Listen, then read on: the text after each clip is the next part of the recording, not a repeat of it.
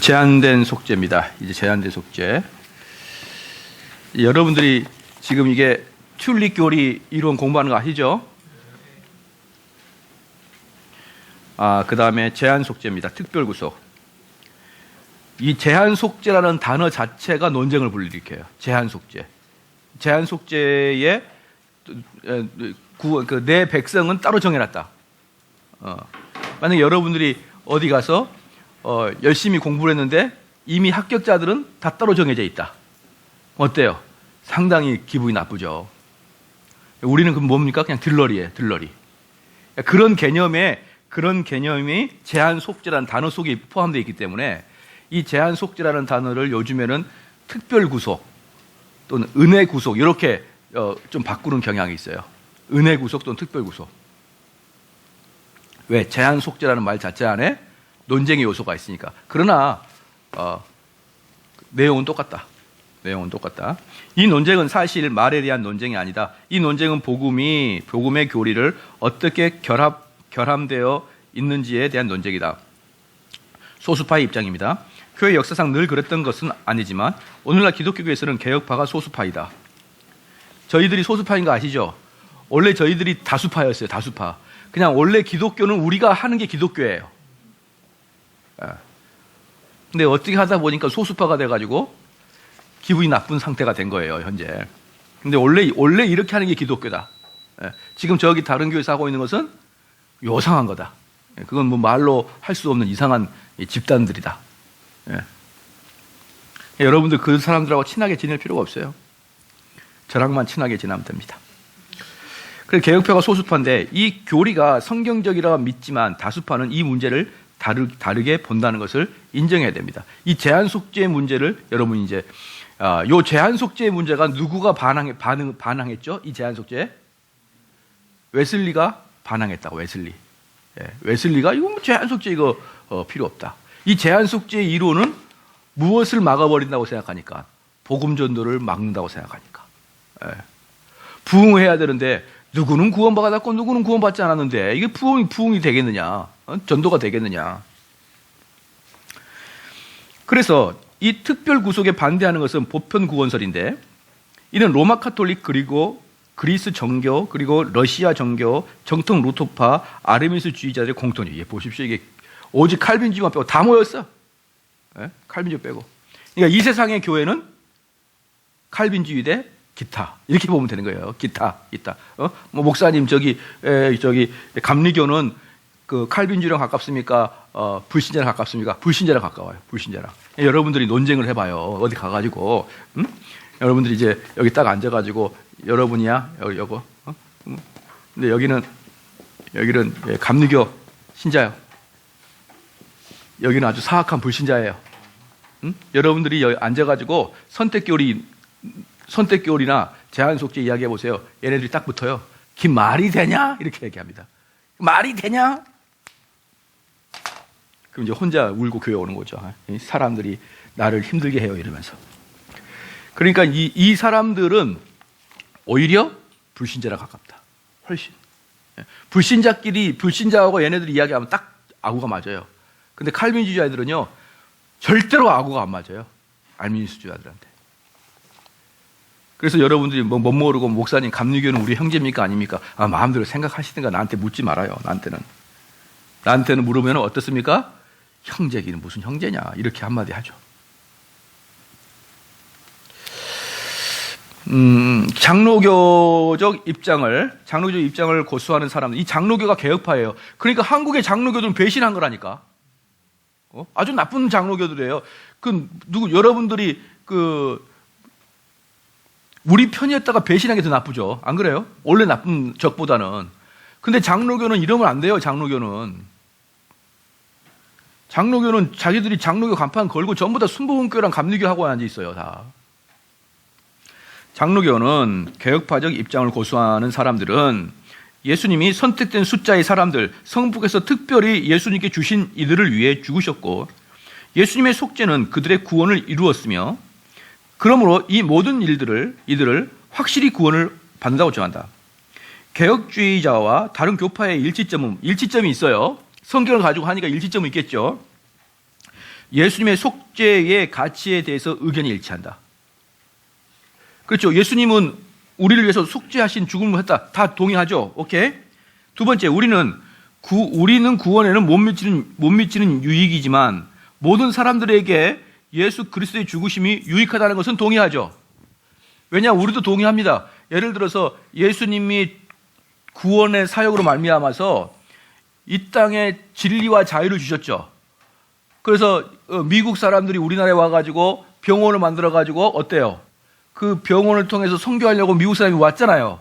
여러분들 병 아프면 세브란스 갑니까 안 갑니까? 가잖아요. 그러니까 믿지 않는 사람도 유익을 본다고요. 예수님 때문에. 너 저기 연세대학교 가야 될 거 아니야. 고등학교 때는 서울대고 연세대고 아무 데나 가려고 이야기를 해야 돼요. 수능 보고 나서 마음이 달라져요. 그때는. 아, 이런 데는 아무나 가는 게 아니구나. 선택된 자만 가는 거야. 그때 느껴요. 그때. 근데 지금이야 뭐 아무 때나 가라 그래요. 뭐 하버드도 못 가겠어요, 지금은. 그렇잖아요. 그러니까 무슨 말이에요? 모든 사람들이 연대라는 축복을 받고 이대라는 축복을 받고 있잖아요. 그런 데가 다 기독교인들이 세웠잖아요. 기독교인들이. 그렇잖아요. 세브란스도 여러분 그 세브란스 병원이 그 알렌 선교사가 있죠. 알렌 선교사가 세브란스를 만들었을까요? 아니면 서울대 병원을 만들었을까요? 서울대 병원이 세브란스의 적자인가? 서울대 병원이 그 원래 알렌의 적자인가? 세브란스가 알렌의 적자인가? 누가 알렌의 후손일까요? 의대랑 관심 없잖아요, 여러분. 의대는 뭐 우리랑 관심 없어요. 근데 재밌는 게 뭐냐면 세브란스 병원에 가도 알렌의 후손이라 그러고 서울대 병원에 가도 자기들 알렌의 후손이라 그래요. 왜 그럴까요? 세브란스는 그 병원 자체가 계속 이어받은 거예요. 지금 여러분들 그 재중원 자리가 어디냐면 광해원, 재중원 자리가 원래 광해원이었다가 재중원으로 바뀌었을 거예요, 아마. 이게 선후가 내가 잘 모르겠네. 재중원이었다가 광해원으로 바뀌었는지. 광해원이었다가 재중원. 하여튼 두 개 똑같은 거예요.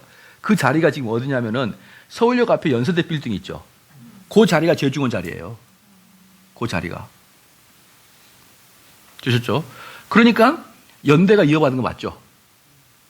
맞잖아요. 그러니까 연대 세브란스 병원이 언더우드에 의해서 이렇게 났단 말이에요. 그럼 왜 서울대는 자기들의 조상이 알렌이라고 그럴까요? 그 재중원이 국립대학교잖아요. 국립의료원이었잖아. 고종이 선포한 국립의료원이잖아. 그러니까 자기들은 그 국립의료원, 국립병원의 국립대학교 후손이라 그래서 서울대 병원도 자기 조상이라고 그러고. 세브란스 병원도 자기 조상이라고 해요. 그럼 자기 조상이라고 해서 이익된 게 뭘까요? 그러자마자 한국 최초의 병원이 되거든요. 그 장자권을 가지려고 서로 싸워요. 그러나 저나 여러분과 아무 관계는 없어요. 우리는 아프면 죽으면 되는 건데 걔네들끼리 싸워. 봐보세요. 전부 다 선교사잖아. 선교사를 우리의 조상으로 삼으려고 그러잖아요. 선교사가 우리 한국에 이렇게 큰 영향을 끼쳤잖아요. 맞잖아요. 여러분들 지금 만약에 선교사가 우리나라에 대학을 안 했으면 어때요? 여러분들 지금 여자들 어때요? 남자 앞이고 여자 저 뒤에서 들어야 되겠죠.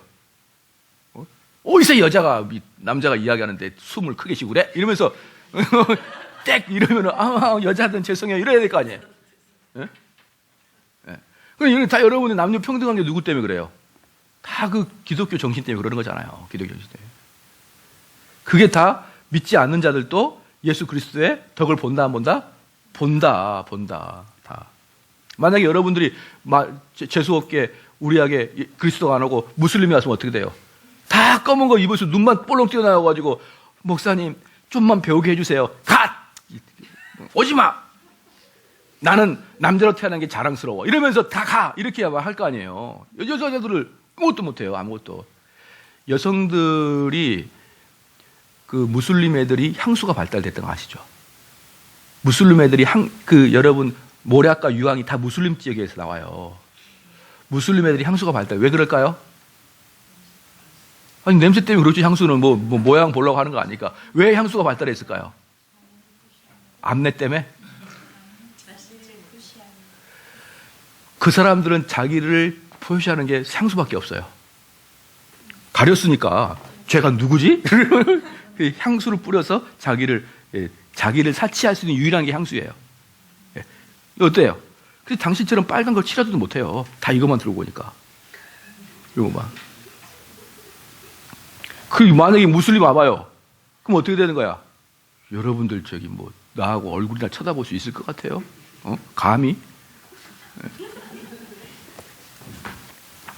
이런 거 우리 김선희 씨 가져와도 왜 이런 걸 갖고 와가지고 치워 이러. 그렇잖아요. 이게 다 그리스도 때문에 여러분이 복받은 거예요. 그리스도 때문에. 그래서 이 부분은요, 2번은 누구나 동의하는 거예요. 2번은. 3번, 우리는 모든 사람이 구원을 받을지 그렇지 않을지에 대해서는 의견이 다르지 않다. 모든 복음주의자들은 천국에 들어가지 못하고 지옥에 갈 사람은 여전히 존재한다고 믿고 있습니다.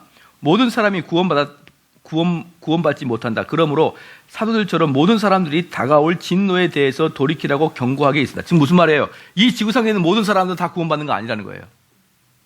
구원에서 탈락하는 사람이 있다? 맞죠? 좋습니다. 자, 이것들을 여러분들 다 동의합니다. 봐보십시오. 예수님은 우리의 죄를 위해서 속죄하셨다. 그렇죠? 그리고 예수님은 우리의 죄를 위해서 돌아가셨다. 그 다음에 예수님의 그 속죄의 결과로 구원받을 사람이 있고 구원받지 않을 사람이 있다. 여기까지 동의. 그럼 여기까지만 끝내자. 그러면 논쟁이 없죠. 근데 여기서 이제 뭐가 나오느냐? 어떤 게 나오죠? 구원받은 사람은 따로 이미 정해져 있다. 이렇게 나온 사람이 있고, 아니야. 하나님 예수 그리스도의 보혈의 피가 모든 인류에게 다 영향을 미치므로 내가 구원받기를 소원하는 사람은 구원받을 수 있다. 이게 두 개로 나눠지는 거예요. 그러니까 모든 교리는 둘 중에 하나예요. 그럼 우리는 뭘 주장하죠? 제한 속죄 따로 있다를 주장하는 거예요. 따로 있다. 근데 이 따로 있다가 주장하는 게 개혁주의란 말이에요. 따로 있다라고 주장하는 게 원래 기독교였다고요. 다수파였다고 이게. 근데 지금은 아주 소수파가 돼버린 거예요. 거의 대부분의 교회들은 어떻게 되는 거예요? 말은 주님이 선택한 자가 따로 있다 이야기예요. 근데 실질로 사역은 어떻게 한다? 여기를 따라가요. 왜? 사역을 이렇게 따라가야 사람이 많이 모이거든요. 예를 들어서 여기 있는 사람들한테 가가지고 그럽니다. 여러분, 지금 당장 길거리 가가지고 그 사람 빨리빨리 데려와서 우리 교회를 채우십시오. 그렇게 이야기하는 사람들은 어떤 마음이에요? 누가 선택됐는지 누가 유기됐는지 상관없잖아요. 데려와서 설득해서 앉혀서 교인을 만들면 되잖아요. 근데 칼빈주의 뭐라고 합니까? 제한된 속죄이기 때문에 선택받은 사람이 제한되어 있다 이러면 어때요? 그러면 누가 선택받은 거야? 내가 나가가지고 선택받지 않은 사람 데리고 온 건 말짱 그것은 도로묵이네? 이렇게 생각하게 되면 어떻게 됩니까? 전도가 확 줄어버려요. 전도가. 그래서 봅시다. 어떤 식으로든 모든 속죄는 제한적이어야 한다는 데 동의합니다. 모든 사람은 결국 구원받을 것이라고 믿는 진정한 보편구원자가 아니라면 필연적으로 속죄를 한정할 수밖에 없다. 속죄는 그 효과에 있어서 제한적인 것입니다.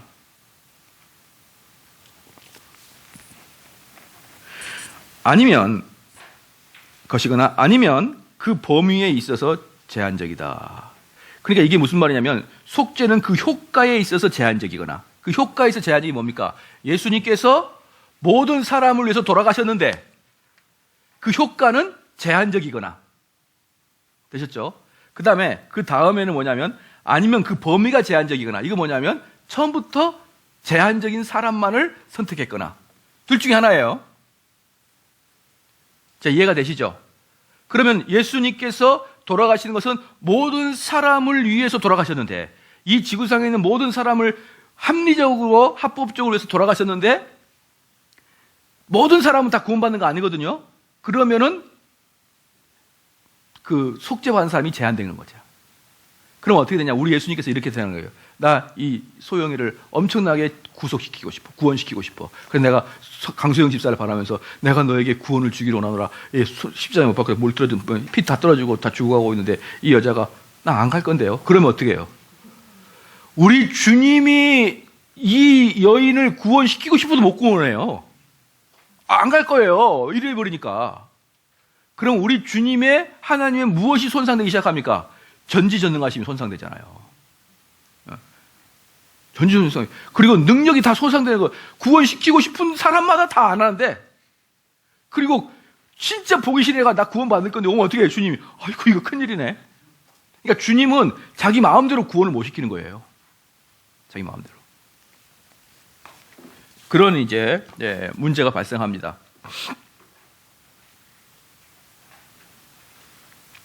자, 그러면 여러분들이 한번 봐봅시다. 모든 사람을 위해서 우리 주님은 돌아가셨는데, 모든 사람을 위해서 돌아가셨는데, 자기가 원하는 사람이 구원을 받는다. 그럼 그건 누구의 잘못인가요? 우리 주님은 모든 사람, 주님의 잘못인가요? 인간의 잘못인가요? 인간의 잘못이니까 그걸 주장하는 사람들은 뭐냐 그러면 우리 주님이 그렇게 잔인할 리 없다는 것을 가르치려고 하는 거예요. 그들이 막 악한 마음을 갖고 있는 게 아니라, 야, 우리 주님은 잔인하지 않고 그 모든 문제는 인간이 책임져야 돼. 이걸 이야기하려다 보니까 우리 주님은 다 위해서 돌아가셨는데 네가 구원 못 받은 것은 결국은 네가 싫어해서 그러는 거야. 이렇게 이야기하는 거거든요. 그렇기 때문에 그 사람들이 알미니안들이에요. 알미니안들은 나쁜 놈이 아니에요. 알미니안들은 우리 주님이 선하다는 걸 강조하다가 알미니안이 된 거예요. 아시겠죠? 근데 선하다는 걸 강조하다가 보면은 뭐가 침해가 되는 거예요? 전지전능하심이 침해가 되잖아요. 전지전능하심. 왜 전지가 침해될까요?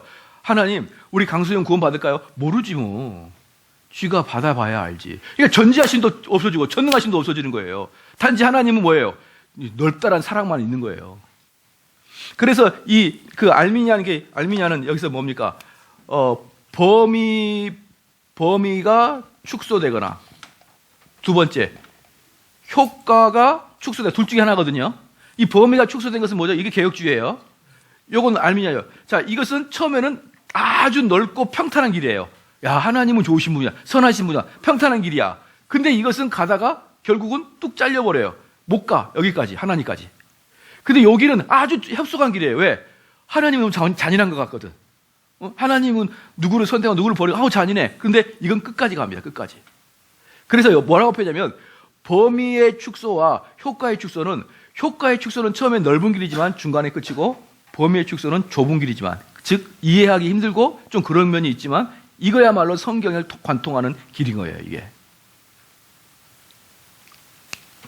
그러니까 이렇게 이런 알미니안 사람들이 주로 특징이 뭐냐 그러면요, 예수님 그림 그릴 때 인자하지만 내가 어때요? 내가 막 죄를 짓고 있으면 우리 주님이 어때요? 눈물을 흘리시고 계셔요. 눈물을 흘리고. 응? 너 왜 그러니? 눈물을 왜? 어찌할 수 없으니까. 우리 주님은 사랑만 있고 능력이 없으니까. 너 왜 그러니? 일어나라. 이렇게 이런 그런 그림들이 있잖아요. 그런 그림들이 주로 이러한 스타일의 신앙을 갖고 있는 사람들이죠. 자, 그러면 우리가 그리스도께 모든 사람을 위해 속죄하신 것이 아니며, 그렇지 않다면 모든 사람이 구원받았을 것이라고 말한다는 이유로 사람들은 우리가 그리스도의 속죄를 제한한다는 말을 자주 합니다. 이에 대해 우리의 대답은 오히려 우리의 논적들이 속죄를 제한하지 우리는 속죄를 제한하지 않는다는 것입니다. 아르미니스주의자들은 그리스도께서 모든 사람을 위해 죽으셨다고 말합니다. 그들에게 이 말이 무슨 뜻이냐고 물어보십시오. 그리스도께서 모든 사람의 구원을 확보하기 위해 죽으셨습니까? 그들이 이렇게 말합니다. 아니요. 라고 말합니다. 만일 그들의 일관성이 있다면 그들은 이 사실을 인정하지 않을 수 없습니다. 그들은 이렇게 말합니다. 아닙니다. 그리스도는 누구든 하기만 하면 구원받을 수 있도록 죽으셨습니다. 누구든 뭐뭐 하기만 하면 구원받을 수 있도록 죽으셨습니다. 그리고 나서 구원의 특정한 조건을 열거합니다. 자, 그리스도의 죽음을 제한하는 사람이 과연 누구입니까? 바로 당신입니다. 당신은 그리스도가 죽으신 것은 어느 누구의 구원을 확실하게 얻기 위해서가 아니었다고 말합니다. 죄송한 말이지만 당신이 우리가 그리스도의 죽음을 제한한다고 말할 때 우리는 이렇게 말합니다. 아닙니다, 선생님. 그리스도의 죽음을 제한하는 것은 바로 당신입니다. 우리는 그리스도께서 아무도 능히 헤아릴 수 없는 수 없는 많은 무리의 구원을 확실하게 얻기 위해서 죽으셨으며, 우리 뭡니까? 확실한 구원을 얻기 위함입니다. 확실한 구원을 얻기. 우리 개혁주의자들은 확실한 구원을 얻기 위해서입니다. 그들은 그리스도의 죽으심을 통해 구원을 받을 수 있을 뿐만 아니라 실제로 반드시 구원을 받으며 만에 하나라도 결코 구원받지 못할 위험을 겪고 있을 수도 없다고 말합니다. 그렇지만 당신은 당신의 속죄에 대한 마음대로 생각하십시오. 그런 생각을 계속 가져도 무방합니다. 하지만 우리는 결코 당신의 견해 때문에 우리의 견해를 처리할 수 없습니다. 그러니까 이게 뭐냐면, 우리 개혁주의자들은 비록 소수지만 그 소수들의 선택받은 사람은 확실히 구원받는다. 어쨌든 선택받은 사람들은 끝까지 그 구원이 이루어지고 만다. 그런데 알미니스주자들은 어때요? 확실하지가 않는 거예요. 누가 구원을 받을지를 확실하게 알지 못하는 것입니다. 확실하게 알지 못해요. 그렇기 때문에 오히려 누가 더 안정적인가요? 칼빈 주자가 훨씬 더 안정적이죠. 예. 그 다음에 속죄의 의도입니다. 속죄의 의도. 예수님의 죽음이 실제로 누군가를 구원했는가? 아니면 단지 구원의 선물을 가능하게 했을 뿐인가? 이 질문에는 세 가지 답이 있다. 예수님의 죽음은 실제적인 속죄가 아니라 단지 속죄를 가능하게 하는 어떤 것에 불과했다. 속죄는 죄인이 자기의 죄를 회개하고 예수님을 믿을 때 실제가 된다.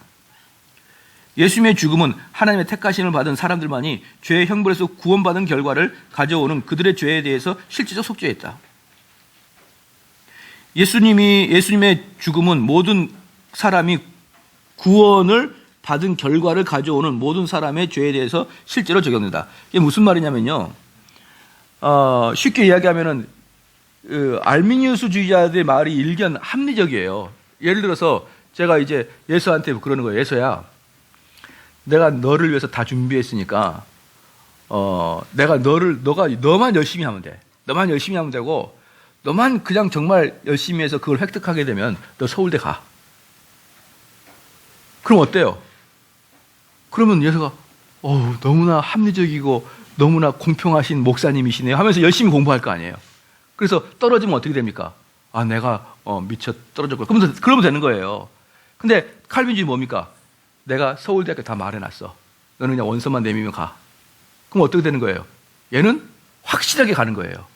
근데 예수는 지금 서울대로 확실히 가는 게 아니라 서울대를 갈 수 있는 가능성이 열려 있어요. 무슨 말인지 알겠죠? 근데 얘는 그걸 통과하지 못하면 서울대를 못 가는 거예요. 그러면 만약에 제가 예서야, 너 서울대만 가면은 다 합법적으로 너 서울대 가게 너만 열심히 하면 공부하면 되거든? 그리고 너 가면 모든 등록금은 이 목사님이 다 대줄게.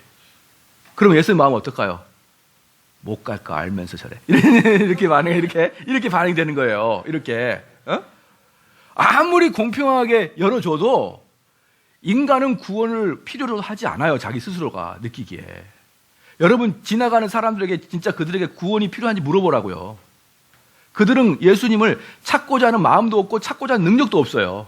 근데 어떻게 그 사람이 스스로 그걸 발견할 수 있습니까? 그러니까 똑같아요. 내가 서울대 못 들어갈 아이한테 가가지고 모든 대한민국은 자유민주국가야. 모든 자유경쟁체제야. 너만 열심히 하면 서울대 갈 수 있어. 그럼 그 사람의 마음에 평안이 얻어지냐고요. 안 얻어지잖아요. 근데 내가 예서야, 내가 대통령 이번에 됐으니까 너 정도 하나는 내가 서울대 보낼 수 있어. 내가 총장이랑 다 이야기했으니까 가라. 딱 가가요. 그럼 어떻게 돼요? 그 다음 정권 때 정유라가 돼가지고 잘리겠죠.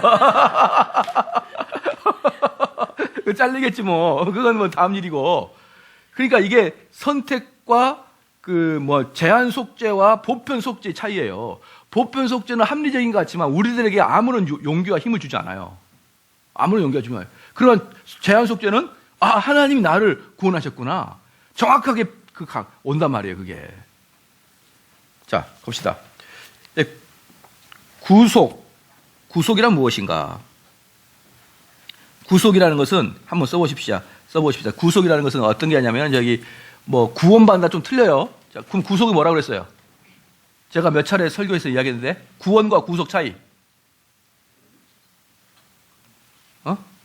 속한 거 이렇게 얘기하고 좀 더 쉽게 얘기해봐요. 죄사함 이것 말고 좀 쉽게 우리가 알아듣기 쉽게. 구속과 구원의 차이. 그리고 딱 여기 나와야 돼요. 구원은 우리를 건져준 거고 구속은 우리를 되사준 거예요. 되사준 거.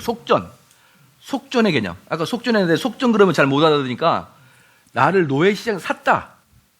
우리가 죄된 노예에 있었지만 죄에서 우리를 주님이 샀다. 이게 구속이에요. 그렇기 때문에 구속, 구원은 우리가 언뜻 보면 비슷한 것 같지만 전혀 달라요. 구속은 우리 주님이 돈을 주고 값을 지불하셨다. 지불하셨다.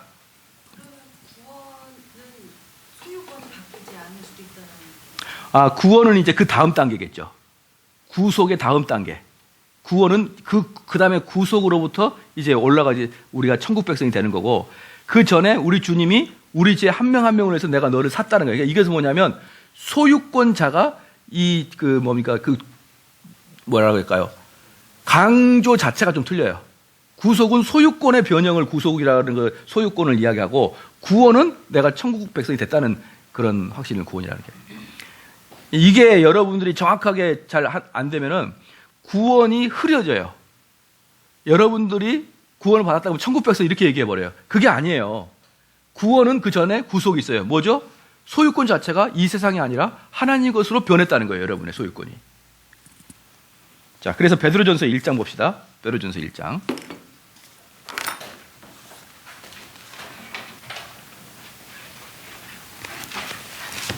에어컨 좀 틀어봐요. 에어컨.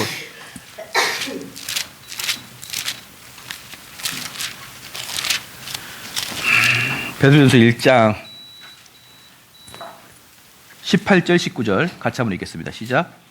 너희가 알거니와 너희 조상의 유전한 망령된 행실에서 구속된 것은 은이나 금같이 없어질 것으로 한 것이 아니요 오직 흠없고 점없는 어린 양 같은 그리스도의 보배로운. 자, 여기서 이제 소유권이 넘어왔다. 그 다음에 갈라디아서 3장 13절.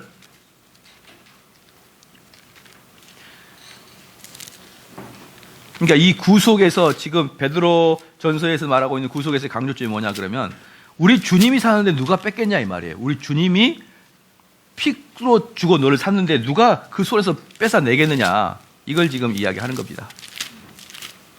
갈라디아 3장 13절 시작. 그리스도께서 우리를 위하여 저주를 받은 바 되사 율법의 저주에서 우리를 속량하셨으니 기록된 바 나무에 달린 자마다 저주하리니. 자, 율법의 저주에 있는 우리에게 돈을 지불해서 거기서 꺼냈다, 이 뜻, 속량했다라고 이렇게 나오잖아요. 그죠? 그 다음에 계시록 5장 9절 말씀.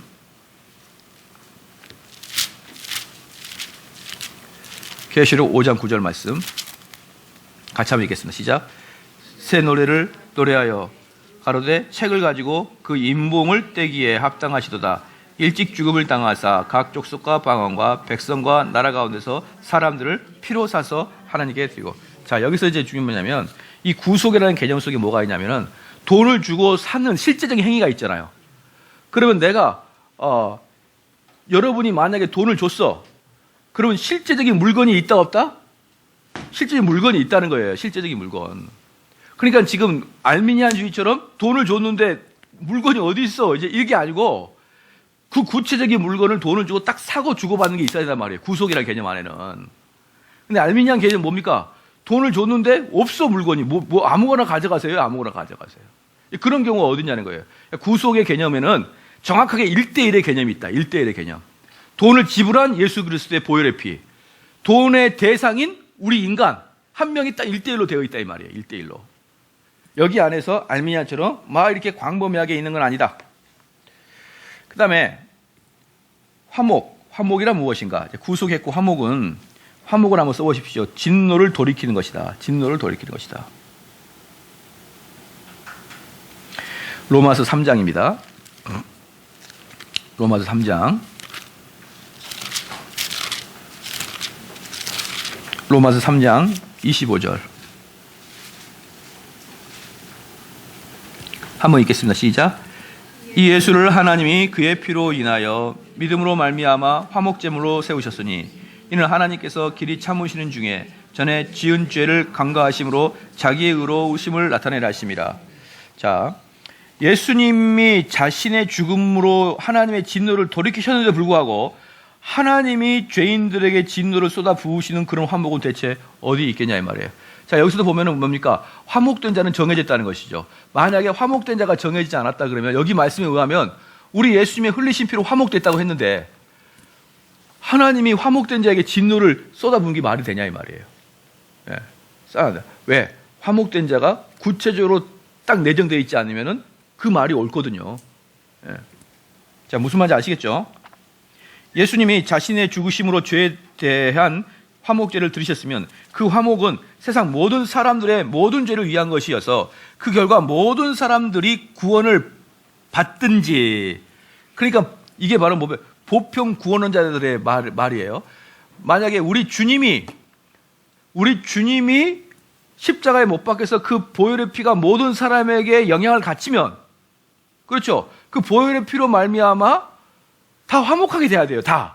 그러니까 둘 중에 하나입니다. 여러분, 둘 중에 하나예요.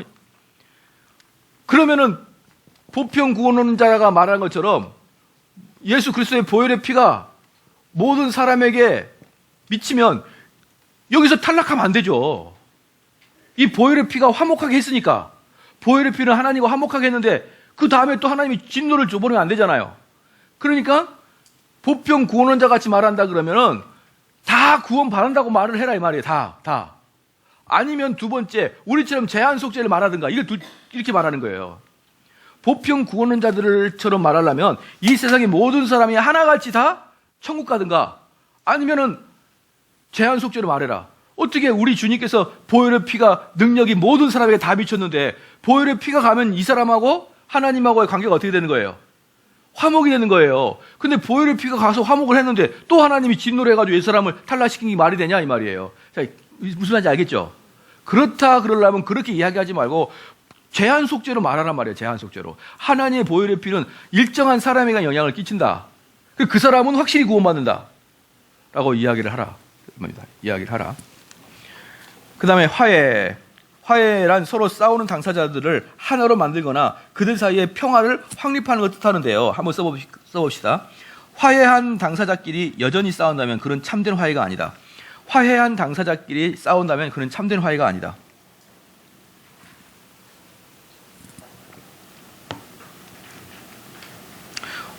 우리는 하나님의 원수다. 가능한 한 무엇으로든 하나님께 대항한다.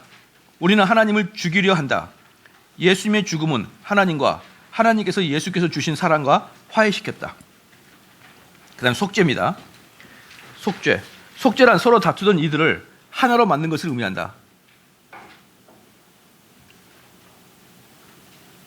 이 속죄는 뭐랑 비슷하냐면 화해랑 비슷한데, 이 속죄의 개념에서는 희생제사라는 개념이 포함되어 있어요. 희생제사라는 개념이 포함되어 있습니다.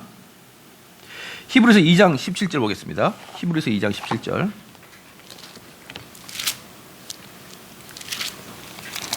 같이 한번 읽을게요. 시작. 그러므로 저가 범사의 형제들과 같이 되심이 마땅하도다. 이는 하나님의 일에 자비하고 충성된 대제사장이 되어 백성의 죄를 구속하려 하심이라. 그렇죠. 써봅시다. 예수님이 죽으실 때 실제로 성취되었고 두 번 다시 제사를 반복할 필요가 없다. 예수 그리스도가 죽으실 때 성취되었고 두 번 다시 제사를 반복할 필요가 없다. 그러니까 속죄는 이미 완성됐다는 거예요. 우리들에게 속죄는 이미 완성됐다. 두 번, 세 번 반복할 필요가 없다. 그런데 속죄했다고 제사를 드렸는데 누구는 또 탈락되고 그게 말이 안 되지 않느냐. 제가 설명하기 좀 다 이해가 되시죠? 예, 이해가 되는 것 같은데 안 되는 것 같은 표정을 지금 제가 계속 반복을 할 수밖에 없는 거예요. 표정을 좀 잘 제시를 해줘야 돼요. 이상 종합해 보면 예수님은 구원을 가능케 하기 위해서 오신 것이 아니라 실제로 성부께서 자기에게 주신 이름을 하나님과 화해시키기 위해서 왔다. 우리 주님은 구원을 가능케 하기 위해서 오신 게 아니라 실제로 구원을 완성시키셨다. 되셨죠? 그리스도의 사명과 성취의 본질은 이 질문에 포함되어 있습니다. 그리스도께서는 모든 사람의 구원을 가능하게 하기 위해 구원의 길을 가로막는 장애물을 제거하기 위해 그리고 단지 구원을 준비하기 위해 오셨는가? 아니면 예수님은 자기 백성을 구원하시기 위해 오셨는가? 예수님은 모든 사람들을 구원받을 수 있는 상태로 만들기 위해 오셨는가? 아니면 영원한 생명을 얻기로 작정된 모든 사람들의 구원을 얻기 위해 오셨는가? 예수님은 사람들을 구속받을 수 있게 만들기 위해 오셨는가? 아니면 효력 있고 확실하게 구속하기 위해 오셨는가? 속죄가 영원한 생명의 상속자들뿐만 아니라 최종적으로 멸망하는 이들에게도 적용된다면 속죄의 교리는 근본적으로 수정돼야 된다. 왜 속죄의 교리는 근본적으로 수정될까요? 속죄는 1대1의 교환이 있어야 되니까. 내가 돈을 주면은 대상이 1대1로 있어야 되니까. 그러면 속죄의 개념이 다시 정립이 돼야 된다. 그럴 경우에 우리는 성경의 속죄를 정의하는 관점에서 큰 범주를 희석시키고 그런 범주들에서 가장 귀한 의미와 영광을 빼앗긴다. 그러니까 여러분들이 만약에 알미니우스와 같은 속죄의 이론을 가게 된다면 뭘 뺏기는 거예요? 하나님의 엄청난 영광의 개념을 빼앗겨 버린 거예요. 그리고 하나님의 성경에 나와 있는 구원의 역사 중에 엄청나게 많은 게 수정이 돼야 되는 것이죠. 아시겠죠? 아시겠죠? 자, 넘어가겠습니다. 그러나 우리는 그렇게 할 수 없다. 속죄, 화목, 화해, 구속이 지닌 구원의 효력은 이러한 개념들 속에 깊이 묻혀 있어서 우리는 감히 이 효력을 제거할 수 없다. 우리는 우리 주님이 친히 하신 말씀을 곰곰이 생각하는 편이 좋다. 내가 하늘에서 내려온 것은 내 뜻을 행하려 함이 아니요 나를 보내신 이의 뜻을 행하려 함이니 나를 보내신 이의 뜻은 내게 주신 자 중에 내가 하나도 잃어버리지 아니하고 마지막 날에 다시 살리는 것이니라. 안전은 그리스도의 구속적 성취 속에 본래 포함되어 있다. 그리고 이는 하나님이 의도하신 사람들에 대해서 계획과 성취와 최종적 실현이 모두 똑같은 범위를 갖는 것을 의미한다. 자, 그래서 여기 보면요, 여기서 재밌는 게 뭐냐면, 그러면은 이제 여기서 이제 문제가 뭐냐면, 야, 그러면은 그게 엄청 큰 차이인가? 그러니까 옛날에 우리 교회 꼭 뭡니까 도르트 신조 강의하고 그 외부 목사님이 오셔서 강의하면 꼭 묻는 질문이 있어요. 그러면 목사님, 우리 어머니가 순복음교회 다니는데 순복음교회는 구원이 없습니까? 이렇게 물어보는 사람들이 있어요. 예? 꼭 그런 사람이 있다 없다? 있다. 예, 반말하지 마시고 이렇게 제가 반말을 있다 그러니까 이상하네. 있어요 이렇게 얘기해요. 자, 봅시다. 그러면 제한 속죄를 반대하는 것이 다른 말로 보편적 속죄거든요. 이 보편 속죄를 지지하는 구절도 있어요. 누구든지 내 이름을 믿으라 그래야 구원 얻어요. 누구든지 이렇게 이야기하면 봐봐라, 누구든지라고 하지 않았느냐, 누구든지 믿고 내가 믿겠다고 소원하면 되지 않느냐, 이렇게. 걔네들도 성경 구절이 있어요.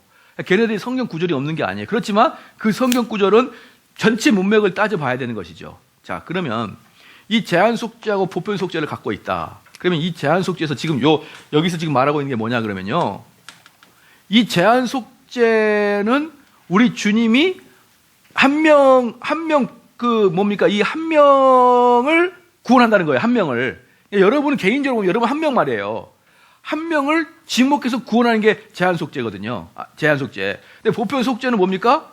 이미 꽉 차 있는 은혜를 너희가 요구하는 자가 구원을 받는다 그랬잖아요. 너희가 요구하는 자가 구원을 받으면은, 너희가 요구하는 자를 구원을 받으면은 뭐가 없어진다는 거예요? 지금 여기서 하나님의 영광이 없어진다는 거예요. 하나님의 영광이 없어져요. 왜?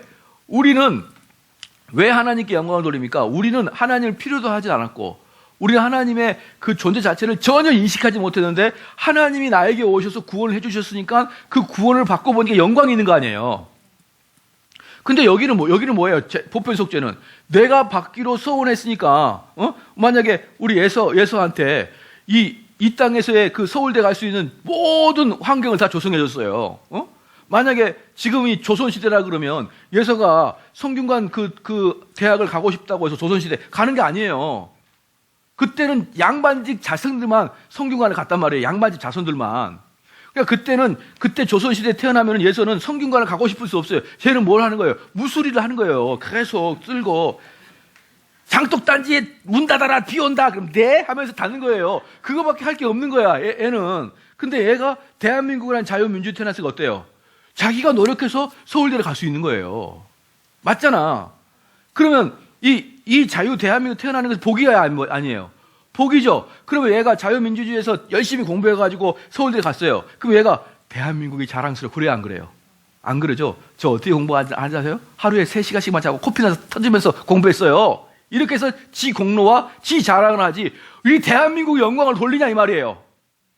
보편 구원은 그거예요. 보편 구원은 하나님이 예수 그리스도 통하여 다 보혈의 피로 다 줬으니 너희들이 원하는 사람은 그 구원을 가져가라. 그러니까 누가 그러면 예수님의 그걸 영광을 돌립니까? 내가 성취하고 내가 아침마다 와가지고 맨날 옛날에 어떤 사람은 그랬어요. 너 왜 그렇게 성공했니? 아침마다 와가지고 그냥 강대상을 닦아. 강대상을 10년을 닦았는데요. 대박이 터진 거예요, 집안이. 벌써 그러니까 그다음부터 서로 강대상에 눈독을 돌리는 거예요. 저걸 닦아내면은 하나님 은혜를 주시겠지. 그 사람에게는 뭐예요? 하나님 은혜를 주신 게 아니라 강대상에 대한 노고가 있잖아요. 그럼 저를 물어봐요. 야, 그거 일주일 닦아봐야 그 알바비 한 10분 닦은데 그 계산해봐야 1년에 몇만 원밖에 안 돼.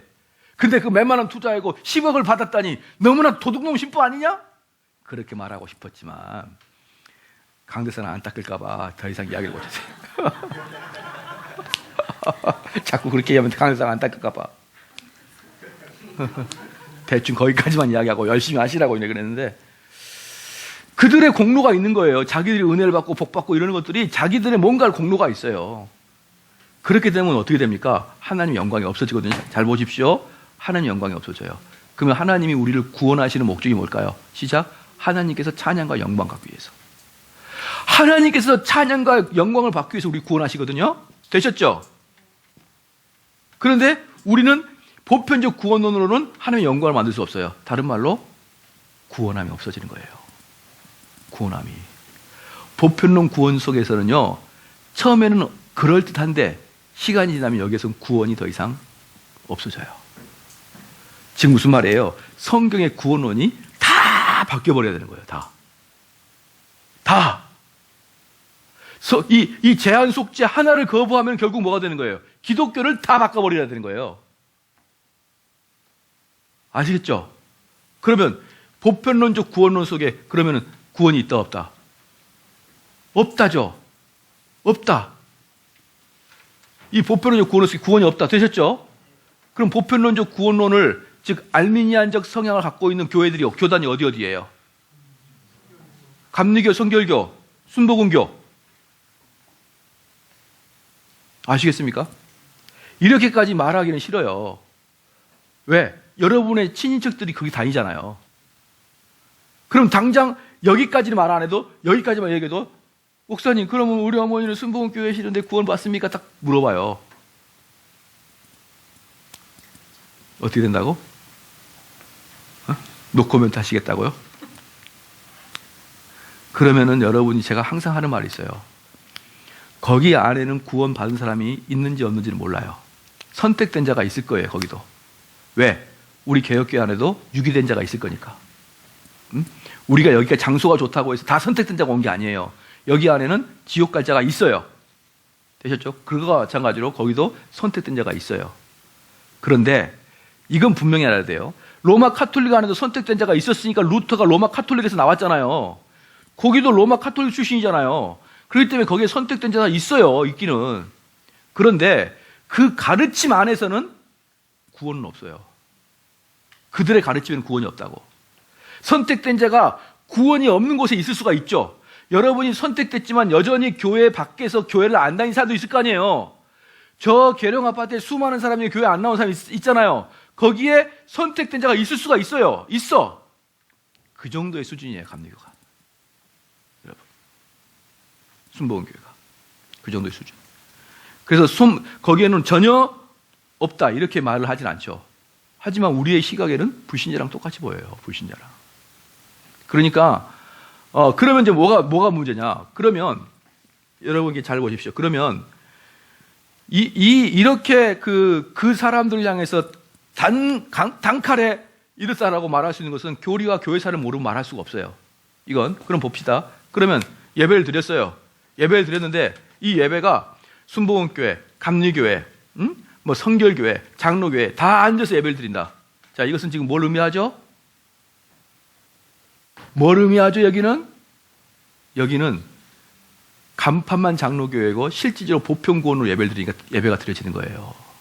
만약에 저희 교회 감리교회 가서 예배 못 드려요. 우리 교회는 에잇 이러면서 나가요. 머리가 아프다 막 이러면서 뭐 저거 목사가 저래 이러면서 나가요. 왜? 우리는 제한 속죄론을 근거로 하는 설교고 이 사람들은 보편구원을 속죄로 하는 거예요. 근데 장로교 예배당인데 모든 초교파가 와서 예배를 드린다고요? 초교파가 와서 예배를 드리려면 빼야 될 게 하나 있어요. 뭐야? 제한 속죄를 빼야 돼요. 그래야 예배가 돼요. 초교파는 초파리야, 초파리. 초교파 좋아하지 마세요. 초교파가 하려면은 칼빈주의 5대 강령 없애고 들어가야 초교파가 되는 거예요. 근데 이 초교파에서 뭐라고요? 보편 구원과 제한 속죄는 구원의 있고 없고를 말하는데, 그래서 뭡니까? 그 교회 와가지고 다 와가지고 무슨 초교파적으로 행사하고 무슨 세미나 하는데 와가지고 막 전부 다 뜨겁게 찬양하고 그 자체가 그 교회는 복음이 없는 거예요. 그 교회는. 만약에 복음이 있으면은 감리교에서 수십 년 동안 있던 사람들은 에잇, 아유 이러면서 나가야 돼요. 우와 이래 나가야 돼요. 근데 아우 좋아. 왜 아우 좋아 그럴까요? 제한 속죄가 없으니까. 그 설교하는 목사님 마음속에 제한 속죄가 있다고 시작하면요. 설교하는 목사님 마음속에 제한 속죄가 있다면 제한 속죄 관점으로 성경이 해석되거든요. 그럼 그 사람도 못 견뎌요. 근데 거기 앉아가지고 아유 은혜가 돼. 응? 예를 들어서 저기 분당에 무슨 선한 이런 교회가 있어요. 그렇게 이야기 안 해도 돼요. 그 목사님 설교가 왜 그렇게 장로교 사람들이 많이 듣고 좋아하냐고요. 어리석어 그냥 부지깽이 같은 놈들 같으니라고. 에? 책도 잘 팔린다고요? 지방방송 하지 말아세요. 에? 제 책은 찍어봐도 1000권도 안 팔리는데. 예. 제가 옛날에 그 어떤 신학생, 나이가 드신 신학생을 만났어요. 나이가 들어도요, 여러분 나이가 들어도 내가 목회 선배잖아. 에? 신학생이면. 근데 나보다 나이가 좀 더 많으시고 또 밖에서 또 무슨 교수님을 하시더라고요. 교수님. 그러니까 그 사람도 꿀리질 않죠. 뭘 사회적 지위를 봐서 꿀리지 않아요. 예? 근데 저는 너는 나한테 꿀려야 된다 이런 마음이 있어요. 왜 그래요? 왜? 그 선배니까. 네가 아무리 사회에서 무슨 교수직을 하고 또 신학교에서 MDB를 끝냈다고 그래도 너는 이제 막 그 전도사 됐으니까 너는 나한테 배워야 된다 이 말이에요. 배워야 된다. 꿀려야 된다 개념이 나는 너를 가르쳐야 될 존재지 너랑 나랑 다이다이로 먹지 마라 이런 생각이에요. 그래서 내가 당신 교회 어디 다닙니까? 아니, 교회 지금 개척했습니까? 이번 졸업했거든. 졸업을 하고 이제 좀 이따 만났어요. 개척했으면 했더니 저기 교회를 찾고 아직 개척하고 있지 않고 지금은 동네 교회를 다닌다고. 그래서 아 그러세요. 어디 다니세요? 그랬더니 선한 그런 데 다닌대. 선한 이런 데 감리교. 아니 왜 감리교를 다니십니까? 장로교 신학교 나오셨는데 목사님. 아니 저는 교파 같은 거 따지지 않습니다. 그래서 내가 노예 석인데 이러면서 이 해파리 같은 놈이 또 나를 또 흥분시키네. 그러니까 왜 그러시나요? 이제 뭘 배웠어요? 내가 그랬어요. 뭘 배웠어요? 그러니까 목사님도 교권주의군요. 이렇게 따라 나와 하려다가 내가 성화됐잖아요. 그래서 더 이상 따라 나와 이야기는 안 했어요. 이렇게 무개념으로 신학교를 졸업시켜 놓으니 아니 신학교 나온 사람이 어떻게 지는 동네에 있는 교회라고 선하고 안선한 그런 감리교를 다니냐고요. 그러면서 자기는 그런 교리에 관심 없고 교파에 관심 없대. 왜? 무지하니까. 너가 만약에 이 제한 속죄의 개념이 뭐라도 알면은 이 제한 속죄의 개념이 뭔가라도 알면은 네가 어떻게 감리교에서 예배를 드리니 이 사람아? 그렇게 얘기해 주려다가 얘기했다 안 했다? 안 했죠. 싸움 날까 봐. 싸움 날까 봐 안 했어요. 싸움 날까 봐.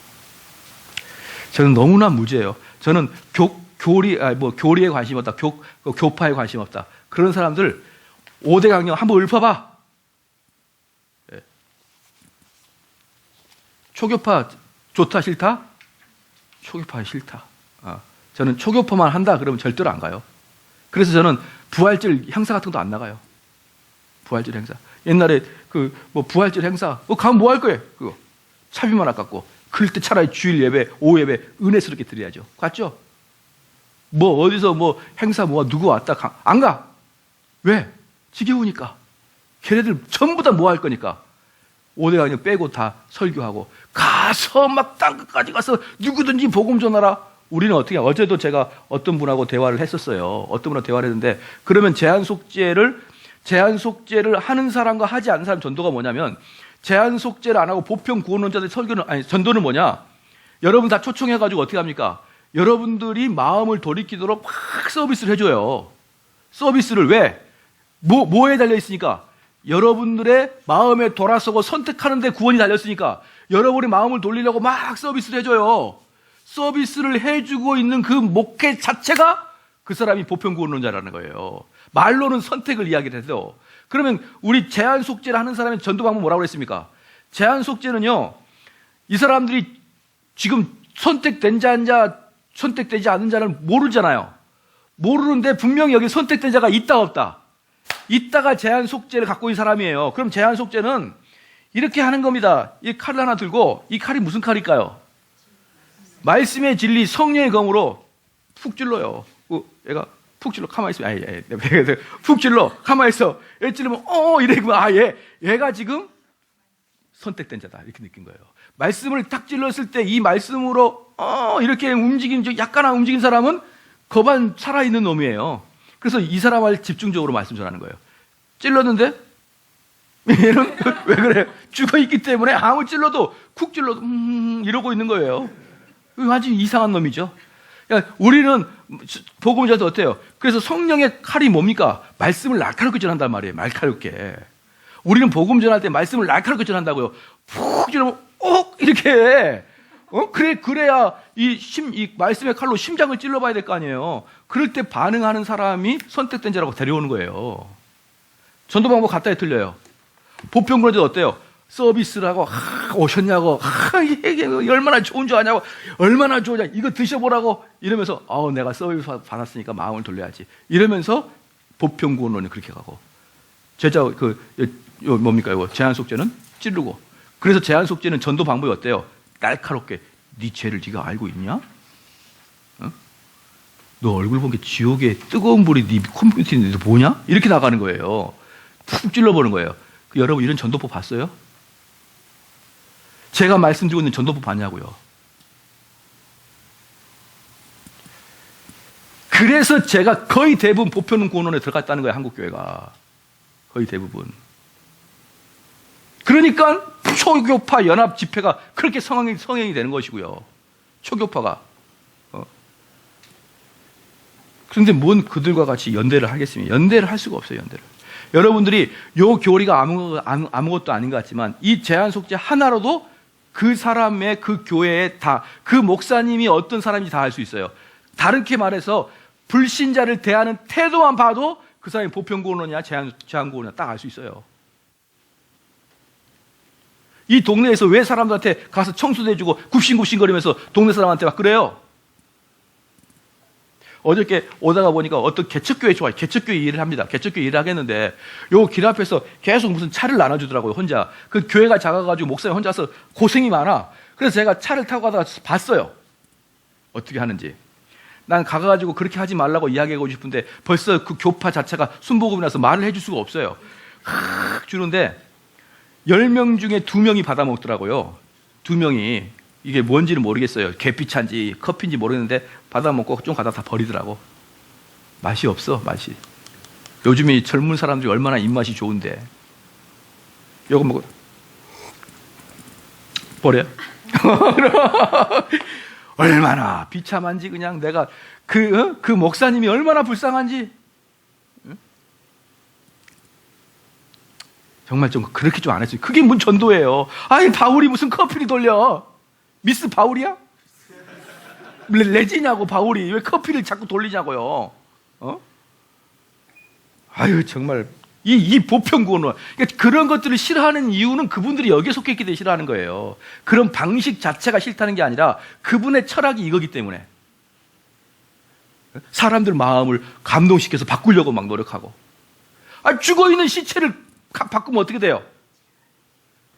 그 재밌는 게 뭐냐 그러면 서양에서는 죽어있는 그 영혼을 뭐라 그런다? 좀비라 그래, 좀비. 좀비라 그래가지고 그 좀비는 육체는 살아있고 영이 죽었다고 표현해요. 근데 그 동양으로 표현하면 뭐가 되죠? 강시야, 강시. 똑같아요, 좀비나 강시나. 근데 그런 사람들 강시의 마음을 바꾸려고 그렇게 노력한다, 문제는. 자, 그 다음에 믿음과 불신입니다. 속죄는 온 세상의 모든 죄에 대한 실제적인 속죄이지만 모든 사람이 구원받지 못하는 이유는 그들의 죄가 속량되지 않아서가 아니라 그들이 예수님을 믿지 않고 그 결과 복음을 받아들이려 하지 않기 때문이라고 주장합니다. 불신은 믿을 수도 있고 믿지 않을 수도 있다는 가치 중립적이다. 이게 말이에요, 이게. 그러니까 이 보편 구원자들은 사람들을 가치 중립으로 봐요, 가치 중립. 그들이 설득으로 마음을 바꿀 수 있다는 가치 중립. 되셨죠? 이 차이가 엄청난 차이예요. 이 차이가. 요한복음, 마태복음 20장 볼까요? 이사야서 53장, 이사야 53장. 이사야 53장 8절 말씀.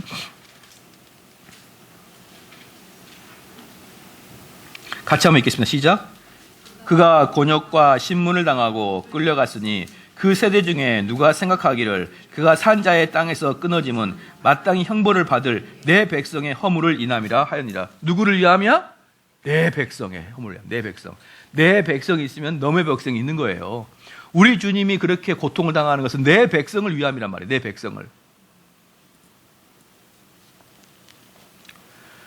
마태복음 20장 보겠습니다. 마태복음 20장. 요번에 그래가지고 제가 그 전도지 만든 거 받아보신 분? 제가 뭐 전도지 하나 만들었는데 받아보신 분 한번 손 들어보세요. 전도지 받아보신 분이 별로 없구나. 전도지를 돌렸는데 그 전도지의 그 내용이 뭐냐면 정말 당신 진짜 회심한 거 맞냐? 회개한 거 맞냐는 거예요. 그래서 회개하는 사람과 회개하지 않는 사람 딱 구별해서 썼거든요. 그래서 제가 한 10명 가까이의 피드백을 받아봤어요. 우리 교인들 말고 우리 교인들이 자기 아는 사람들 다 돌려가지고 피드백을 10명 이상이 왔거든요. 다 한결같이 강하다는 거예요. 강하다. 강하다. 또 그 강하다 말이 뭐냐면 이 말을 듣는 사람들은 기분이 상하겠다. 그러니까 뭡니까? 전도는 그렇게 강하게 하는 게 아니라는 기본적인 전제 조건이 깔려 있는 거예요. 사람들을 기분 나쁘게 하지 않고 위로하고. 근데 여러분들 그 우리 바울이나 사도들이 전도할 때 봐보시라고 얼마나 서슬퍼하게 전도했는지. 너희들 그러면 주고. 옛날에 그랬어요. 그 우리 배장로님이 의사잖아요. 배장로님이 의사인데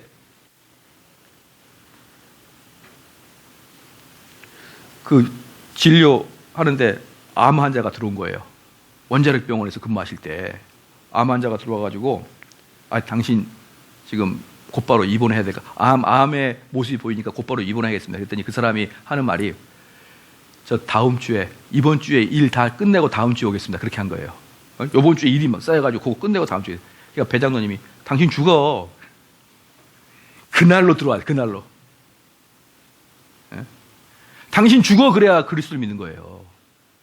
근데 암 환자한테 뭐 와가지고 빨간 약 좀 바르시고 뭐 데일밴드 딱 붙이면은 예쁘게 좋게 이야기해주면 뭐라 그럴까요? 다 됐어요. 다음 주.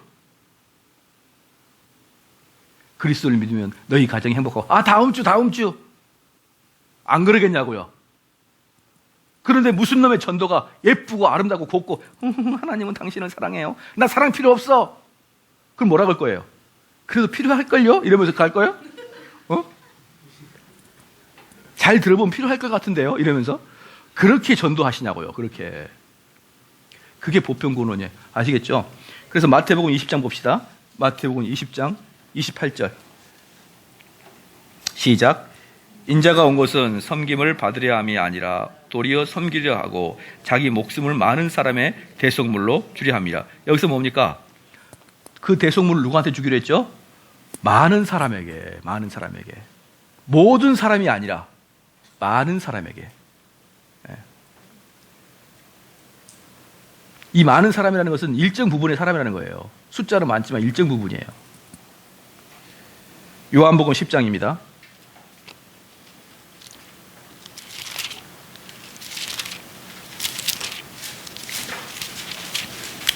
요한복음 10장 11절 말씀. 요한복음 10장 11절 말씀.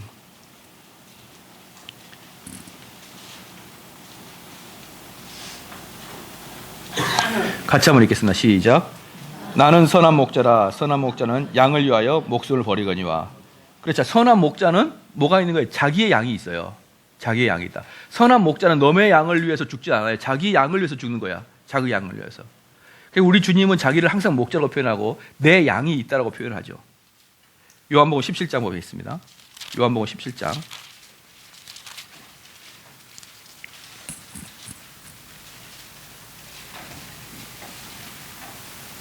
17장 1절 2절 다 같이 읽겠습니다. 시작.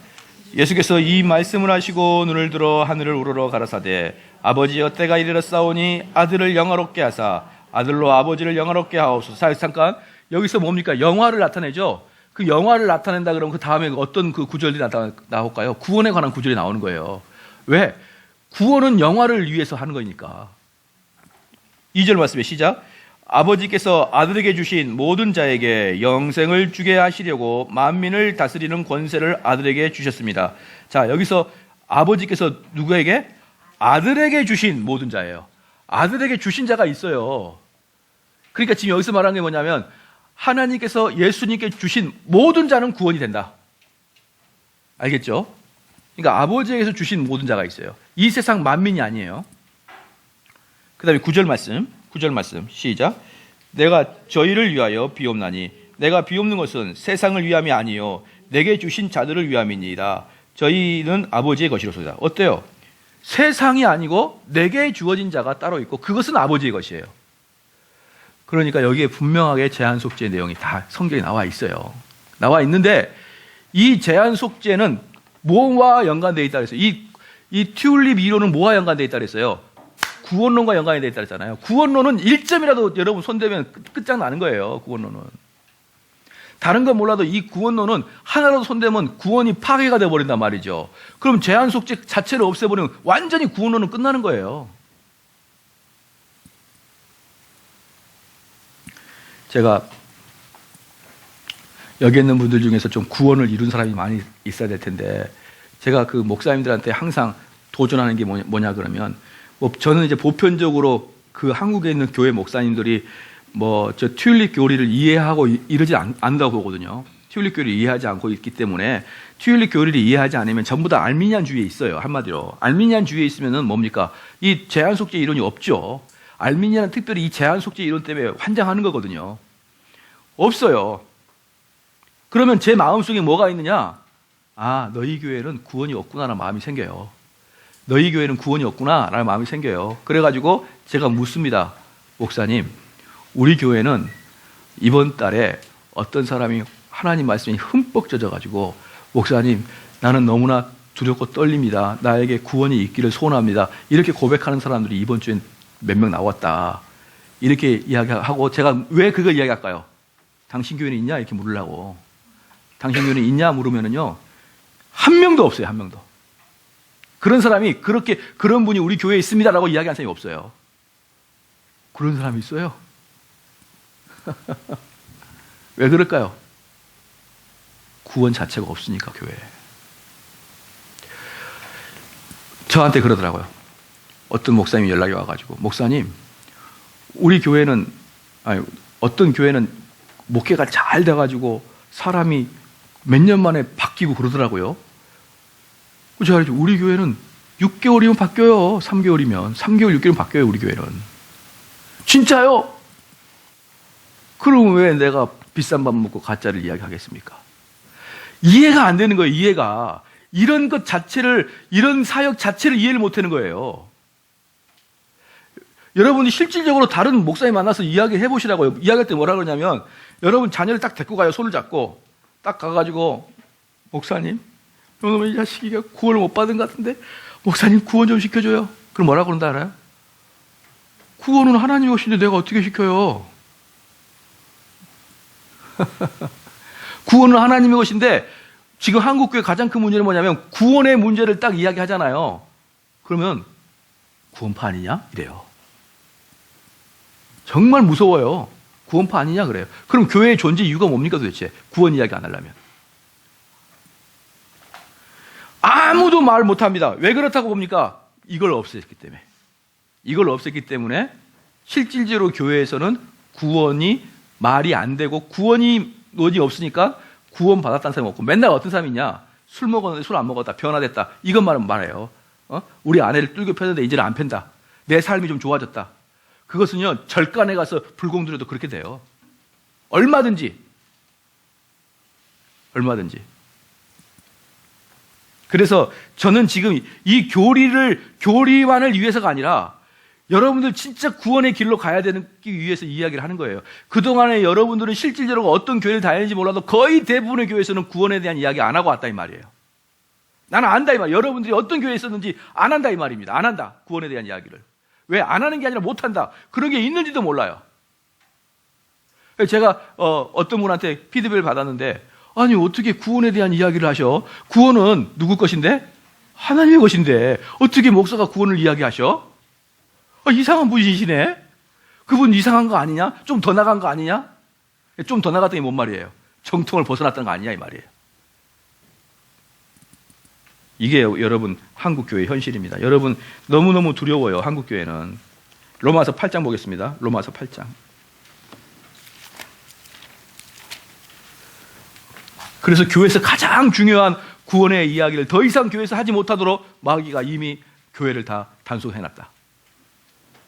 로마서 8장 28절 32절 다 같이 한번 읽겠습니다. 시작. 우리가 알거니와 하나님을 사랑한 자 곧 그 뜻대로 부르심을 입은 자들에게는 모든 것이 협력하여 선을 이루니라.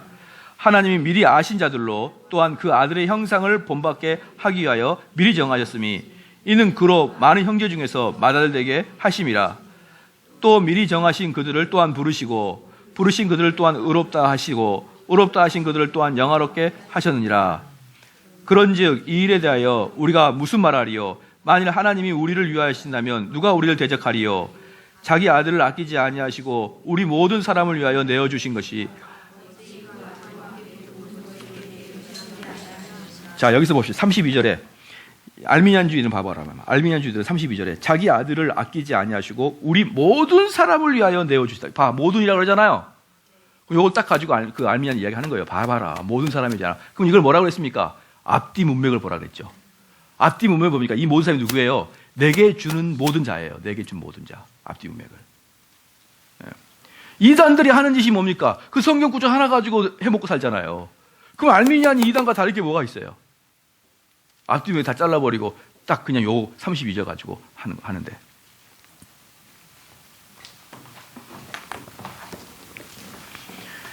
그 쟁점이 되는 본문들은 옛날에 이게 쟁점이 되는 본문들을 딱 살펴보니까 어떤 분이 그런 말 하더라고. 목사님, 그거 내가 좋아하는 성경을 단대요.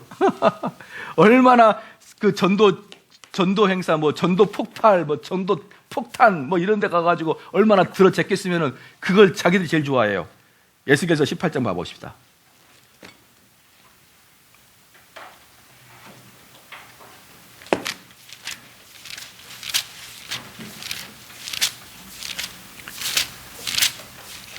에스겔 18장 32절. 에스겔 18장 32절 한번 씁시다. 시작. 나 주 여호와가 말하노라. 죽은 자의 죽는 것은 내가 기뻐하지 아니하노니 너희는 스스로 돌이키고 살찌자. 나는 죽는 것을 기뻐하지 않는다는 것이죠. 죽는 것을 기뻐하는. 그러니까 모든 자가 죽는 걸 기뻐하지 않는다. 이걸 봐라. 우리 주님은 죽는 걸 기뻐하지 않잖아. 모든 자가 죽는 걸 기뻐하지 않잖아. 자, 여기 32절은 뭐냐면요. 영적인 문제 아닙니다. 이건 바벨론을 끌려간 사람들의 육적인 죽음을 이야기하는 거예요. 바벨론에 끌려간 사람들의 육적인 죽음을 이야기한 겁니다. 거기다가 쓰십시오. 바벨론에 끌려간 사람들의 육적인 죽음.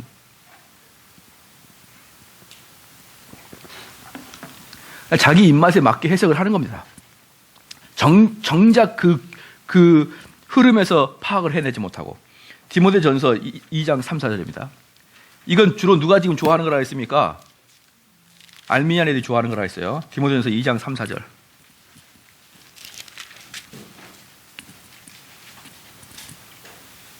시작. 이것이 우리 구주 앞에 선하고 받으실 만한 것이니 하나님은 모든 사람의 구원을 받으며 진리를 아는 데 이르기를 원하시느니라.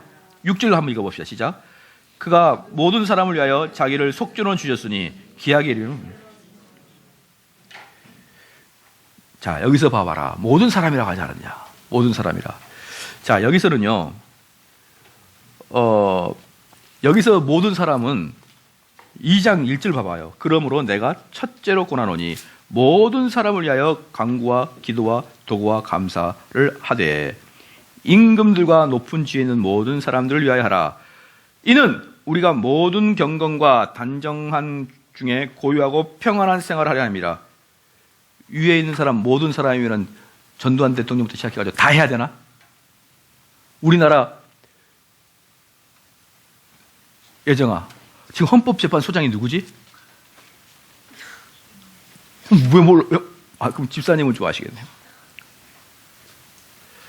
대법원장이 누구예요, 지금? 모르겠어요, 여기 있는. 지금 국회의장이 누구죠? 그건 좀 알려나? 국회의장, 그러면은 저기, 여당 원내총무가 누구예요?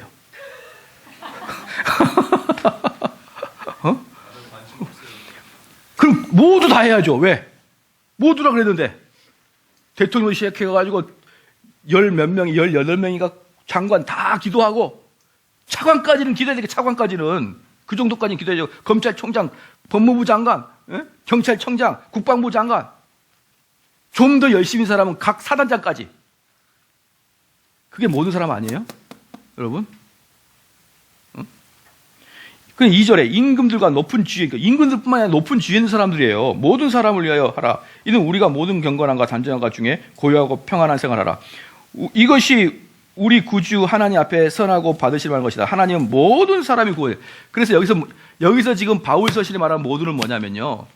남녀노소 또 이방인과 유대인들을 다 아우르는 모든이에요. 모든. 옛날에는 이 복음이 누구한테만 갔죠? 유대인에만 갔잖아요.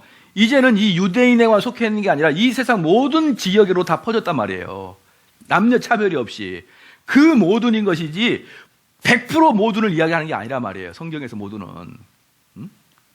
만약에 말씀이 여러분들이 2장 2절 말씀을 여러분이 믿는다 그러면 장관 다 기도해야 돼. 장관 기도하려면 인터넷에 계속 뒤져야 될 거 아니에요. 바뀌니까 또 금방 사표를 내요. 또 이 인간들이 보면은 계속 바뀌었지.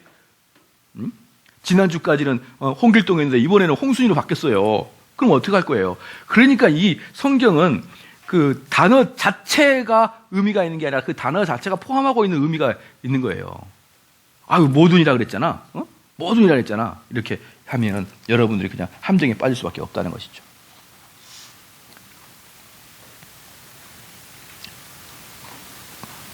되셨죠? 베드로후서 3장 9절입니다. 베드로후서 3장 9절.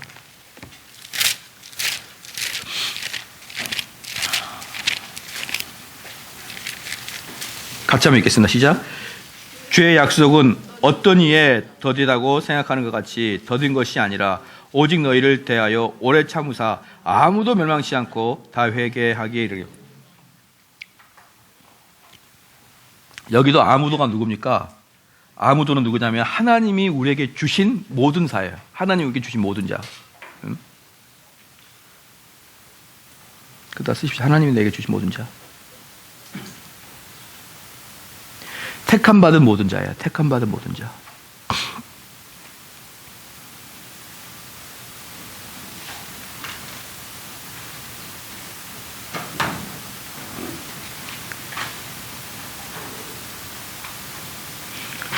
자, 봐봐요. 9절에 주의 약속은 어떤 이에 더디다고 생각하는 것 같이 더딘 것이 아니라 오직 너희에 대하여 오래 참으사 아무도 멸망치 않고. 누가 아무도 멸망치 않죠?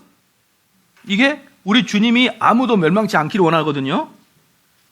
다 회개하게 이르기를 원하더라. 이렇게 얘기했잖아요. 그 다음에 10절 봐봐요. 그러나 주의 날이 도적같이 오리니 그날에는 하늘이 큰 소리로 떠나가고 체질이 뜨거운 불에 풀어지고 땅과 그 중에 있는 모든 일들이 드러나노라. 그럼 뭐예요?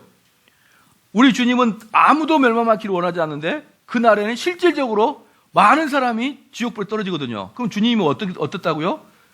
울고 있는 거예요. 나는 다 원했는데 내 뜻대로 안 되는구나 이러면서.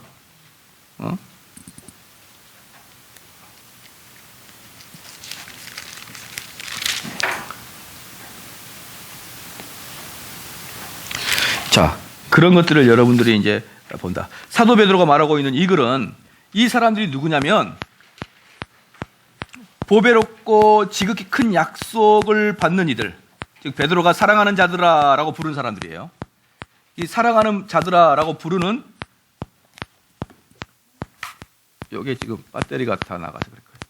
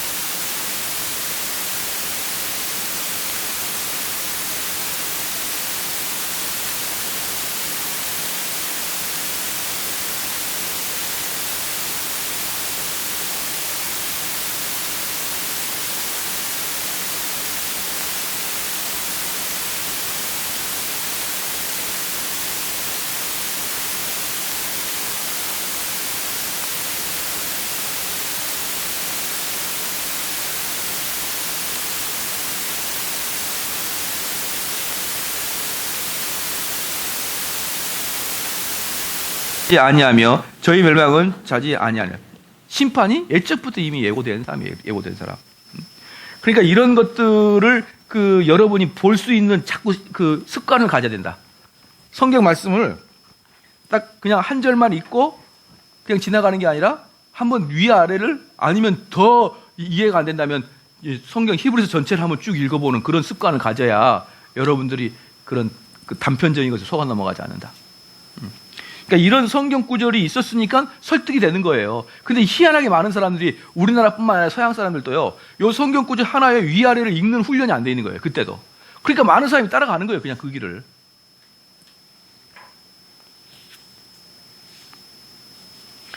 이제 예수님이 온 세상을 위하여 오신 것 같은 그런 본문들도 있어요. 이거 이제 읽어보면 여러분들이 이제 그런 시각을 가지고 보면은 알 겁니다.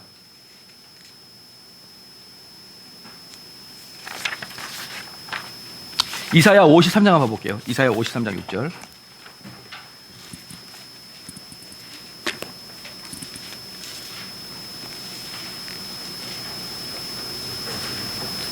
한번 읽어보십시오. 시작.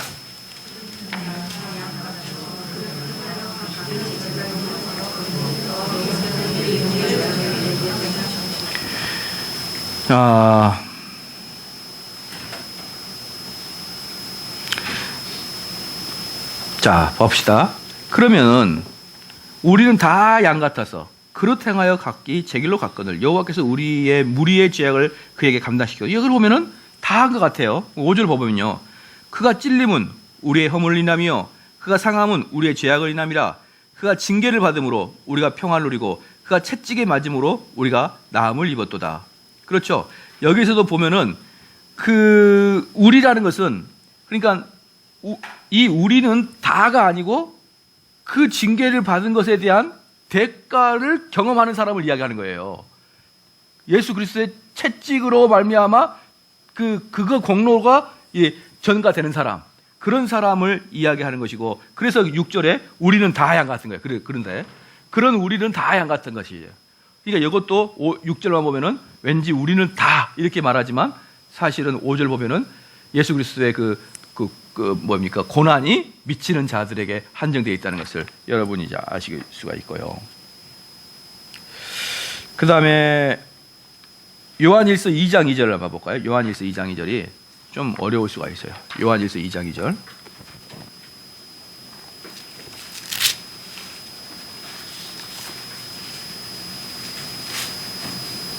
같이 한번 읽겠습니다. 시작.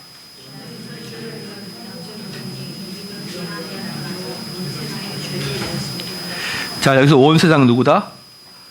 아까도 말씀드렸지만 이 보편적으로 바울 서신이나 신약 서신에 나오는 온 세상은요, 남녀, 빈부, 민족을 뛰어넘는다는 걸 이야기하는 거예요.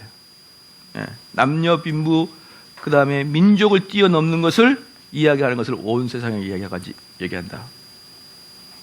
그러니까 저기 동남아시아에 선택된 자가 있다 없다? 있다는 것이에요. 근데 동남아시아 온 세상 말고, 모든 사람 말고 동남아시아 같이 우리가 보기에는 복음이 안 들어가는 곳까지도 이미 선택된 자가 있다. 그럼 여러분들은 그들을 찾아서 떠나는 것이다. 그런 차원의 온 세상이야. 그렇죠.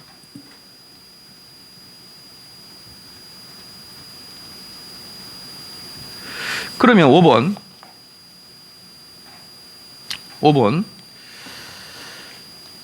어느 누구나 죽게 나오라. 그리스도가 세상 모든 사람의 죄를 위해 죽으신 것이 아니라면 그리스도인들이 모든 사람에게 차별 없이 구원받기를 권유하는 것은 불가능한 것이 아닌가라고 이제 반문할 수 있죠. 첫째, 모두에게 구원을 받도록 권유해야 하는 이유는 성경에서 그렇게 말하고 있기 때문에. 한편에서 뭐라고 합니까? 택자가 있다 이렇게 얘기하고, 또 한편에서 모든 자에게 복음을 전하고 그러잖아요. 그럼 두 개 다 하는 거예요. 두 개 다 우리는 하는 거라고. 둘째, 복음은 엄밀한 의미에서 자신들의 뜻에 따라 죄에서 돌이켜 예수님께로 돌이키라는 하나의 제안이 아니라 예수님께로 오라는 명령인 것이에요. 야, 너가 교회 다니면 어떻겠니? 이게 아니라니까? 너 와야 돼. 명령이라고요, 명령. 그 다음에 예수님은 당신을 위해 죽으셨습니다 라고 전도하는 것은 성경에서 찾아볼 수가 있냐 이 말이에요. 없다. 신약의 포괄적인 것은 믿음으로의 초대와 모든 자들에 대한 구원의 약속이다. 복음은 죄를 위해 죽으셨고 지금 당신에게 그분 자신을 당신의 구세주로 제시하는 주 예수 그리스도를 믿으라는 것이다.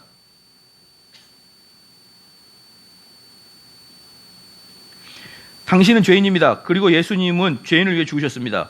구원을 받고 싶으면 당신의 죄를 회개하고 복음을 믿어야 됩니다. 찰스 스펄전이 그렇게 얘기했어요. 자, 그러니까 이제 여기서 이제 스펄전이 이야기하는 것은 이론적인 것이고요. 그냥 가가지고 사람들한테 뭐라 그럽니까? 당신은 죄인이에요. 당신 가가지고 지나가는 사람한테 저기요, 당신 죄인이에요. 그럼 어떻게 해요? 아유, 뭐 알았어요. 뭐 아저씨 필요 없어요. 그러고 갈 거 아니에요. 당신은 죄인이고 알았어요. 근데 지나가는 사람한테 다시 붙이고 당신에서 주님이 돌아가셨어요. 알았다니까. 뭐 그럴 거 아니에요. 죄인이라고 생각도 안 되는데 자꾸 당신을 위해서 돌아가셨다는 거예요.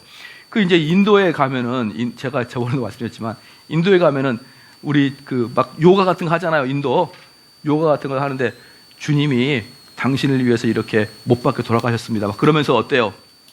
더 패션 오브 크라이스트 같은 영화 보여주면서 끔찍한 영화를 보여주면서 당신의 죄 때문에 이렇게 돌아가셨습니다. 그럼 인도 사람들은 우리는 저런 거랑 비슷한 고난 당한 사람 많아요. 이러면서 나 보여줄게 하면서 이게 뚫어진 거 보여줘. 보이지? 다 뚫어놨어. 비슷해 그게. 이런 걸 가지고 사람들의 마음에 감동을 주려고 생각하지 마세요. 그러면 당신은 죄인입니다.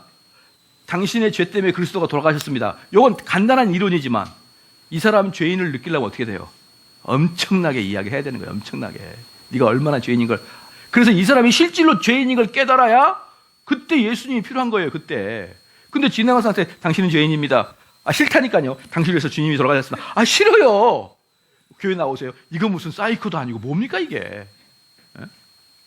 이 전도를 이런 식으로 앵무새 중얼거리듯이 전도를 하는 사람이 있어요. 그건 전도가 아니에요. 그 사람이 당신이 죄인입니다. 그 뜻은 이 사람이 완전히 내가 죄인인 것을 깨닫고 부들부들 떨 때까지 죄인인 것을 해주려고 그러면 얼마나 강력하게 복음을 전해야 될까요? 근데 뭐라고요? 당신을 선택받은 자고 하나님은 당신을 위한 계획이 있고 하나님 당신을 사랑하시고 요즘엔 사랑이 풍년이 돼가지고 사랑받기 싫어요. 귀찮아요. 사랑받기 싫다고요. 사랑합니다 써놓고 교회 오면은 쑥덕거리긴 하시고 사람들이요. 여러분 한번 지나가 보세요. 입장을 바꾸고 생각해 보세요. 여러분 지나가는데 누군가가 사랑합니다 그럼 어때요? 이 인간이 또 나한테 뭘 뜯어먹으려고 뭘 뜯어 이렇게 왔지? 안 그러겠어요? 여러분 당신이 사랑한다고 나 그동안 사랑이 고팠는데 할렐루야 이러고 따라갈 것 같아요? 여러분 같으면? 우리 내 마음에 우울했는데 당신이 오셔가지고 사랑해준다는 말 한마디 해주니까 내 마음이 녹아요. 그렇게 가냐고요. 사랑합니다 그러면 이게 인간이 사기꾼이다 이러죠. 사기꾼이다. 그러니까 여러분들이 저번에 제가 늘상 말씀을 드리지만 청교도들은 한 사람이 죄인인 걸 깊이 깨닫게 하기 전에 그 사람에게 주님은 당신을 사랑합니다라고 이야기하는 것은 지옥에 끌고 가는 것이라 그랬다니까. 지옥에 끌고 가는 것. 그래서 우리는 결국적으로 뭡니까? 복음 전파가 우리는 상당히 강력해야 되고 예민해야 되고 그들에게 말씀의 칼로 찔러대야 되는 그 가장 근본적인 그 신학적 베이스가 바로 제한속죄 이론입니다. 제한속죄 이론을 갖고 있기 때문에 그 제한속죄 이론이 우리 현실에서 전도로 나타날 때, 복음 전파로 나타날 때, 이 목회자가 여러분을 상대할 때 이 모든 것들이 제한속죄로부터 나올 때는 어떻게 돼요? 강력하게 나오게 돼 있어요. 강력하게. 제가 만약에 여러분 상담하다가 여러분 믿음이 해롱해롱해요. 그럼 제가 여러분을 강력하게 확 혼냅니다. 말씀으로. 그럼 여러분들이 상처받고 떠났어요. 그럼 끝이야. 그럼 저한테도 저도 하나님 앞에 미안할 거 없어요. 근데 이 사람이 떠날까 말까 고민하고 그 사람의 분위기 맞춘다 그러면 아까 처음에 제가 이야기했듯이 우리나라 전쟁만큼은 안 돼. 그러면 어떻게 되는 거예요? 맨날 북한이 우리 때리고 빼고 천안함 두들겨 패고 미사일 하나씩 쏘고 그래도 할 말이 없어지는 거예요. 네가 나한테 폭탄을 가하니? 좋아. 내가 그러면 완전히 미사일 발사해버릴 거야. 이런 마음으로 무시무시하게 딱 대치하고 있으면요. 저는 그것을 인간의 타락상을 모르는 사람들이 하도 많은 게 소통이라고 생각해요. 소통은 안 돼요. 완벽하게 저희한테 덤볐다가는 큰일 날 것 같다는 그런 무시무시한 모습이 딱 있으면은 꼼짝을 못하게 되는 게 인간이에요. 그렇죠? 그거랑 똑같아요. 만약에 우리 성도들이 왔는데 제가 여러분이 이렇게 말하다가 이 성도가 떠나면 어떡하지? 이런 겁을 먹고 있으면 어떻게 여러분을 양육하고 끌고 갑니까? 뚝 좀 얘기하면 이렇게 하면 안 돼. 예전에 어떤 분이 저한테 오셔가지고 아드님이 실용음악과를 다니고 있나 졸업했나 그랬어요. 실용음악과 뭔지 알지? 이렇게 탁 치고. 그러니까 그분이 오셔가지고 우리 교회 다 자녀를 데리고 오면 드럼도 치고 싶고 하고 싶은데 없잖아 교회가. 그러니까 몇 차례나 나한테 요구를 하더라고요. 몇 차례나. 근데 제가 안 했죠. 그건 아니다. 그러니까 그 사람은 결국 떠나고 말았어요. 떠나고 말았거든요. 그럼 제가 그분의 이야기를 듣고 했으면 어떻게 해? 지금 우리는 쿵짝쿵짝 하면서 내게 강가 그거 하고 있겠죠. 율동하고. 그러니까 그 성도들이 이야기할 때 기본적인 전제 조건은 저는 우리 성도들을 대할 때 기본적인 전제 조건은 제한 속죄하고 전적 타락이에요. 이 두 가지를 여러분이 가지고 있다고 저는 보거든요. 모든 사람은 전적 타락했어요. 근데 여러분이 만약에 제한 속죄면은 선택되었거나 탈락됐거나 둘 중에 하나예요. 그럼 저는 그것을 여러분을 설득해서 선택되지 않은 사람을 선택되게 하는 게 제 목적이 아니에요. 제가 이야기했을 때 선택된 자는 그것을 받고 아멘을 할 것이고 선택되지 않은 자들은 기분 나빠서 떠날 것이고 둘 중에 하나이기 때문에 전 책임감을 가지고 있지 않고 그냥 이야기하는 거예요. 이거라고. 그럼 여러분들이 이 목사님이 이렇게 진리를 그냥 말하구나 이렇게 동의를 해주고 그 말에 여러분이 순종한다면 우리는 롱런을 가는데 기분 나빠. 저런 목사가 어디 있어? 눈은 작아가지고 왜 자꾸 이러는 거야? 이렇게 나가기 시작한다 그러면 되겠냐고요. 그래서 여러분들이 이 선택교리라 이런 것들이 그냥 말장난이 아니다. 모든 모든 신앙의 패러다임을 다 바꿔버려요. 이거 하나가. 모든 신앙의 패러다임을. 그러니까 이것을 제가 벌써 몇 년 동안 강의합니까? 몇 년 동안 강의하고 제가 몇 년 동안 이걸 목회를 하잖아요. 그렇기 때문에 목사님들 딱 만나서 대화해보면 이 사람이 제한 숙제를 갖고 있는지 없는지 안다 모른다. 알죠. 제한 숙제를 안 갖고 있는 목사들은 저는 대화하고 싶지 않거든요. 그러니까 대부분 제한 숙제를 안 갖고 있거든요. 그러니까 대화를 안 하고 혼자 있는 거지 그냥. 혼자 그냥 가만히 있는 거지. 만나자도 안 만나고. 왜? 제한 숙제가 없는데 만나면 재미가 없으니까.